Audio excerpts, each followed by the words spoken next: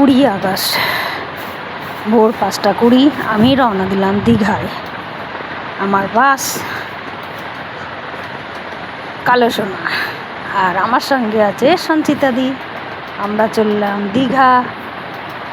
এই হচ্ছে কালো সোনা, আর এটা এখন দাঁড়িয়ে আছে কোলাঘাট। আমরা বাসে উঠে পড়েছি, বাস ছেড়ে দিচ্ছে।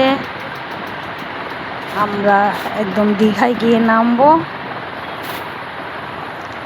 আমাদের হোটেল, এই হচ্ছে আমাদের হোটেল। রুমটা খুব সুন্দর গোছানো, সামনে বেলকনি, সমুদ্র দেখা যাচ্ছে। আমরা বেরিয়ে পড়লাম বিকেলবেলায় চন্দনেশ্বর, আর এই চন্দনেশ্বর থেকেই আমরা চলে যাব জগন্নাথ মন্দির। আর এই এসে গেছি আমরা জগন্নাথ মন্দির। আমরা জগন্নাথ মন্দির ঘুরবো। বেশ কত সুন্দর মন্দিরটা, খুবই ভালো লাগছে। প্রচুর টুরিস্ট হয়েছে, অনেক লোক এসছে এখানে দেখতে।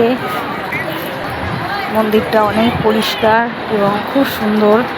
মন্দিরটা ভালো লাগবে, সন্ধেবেলায় বেশি ভালো লাগবে দেখতে।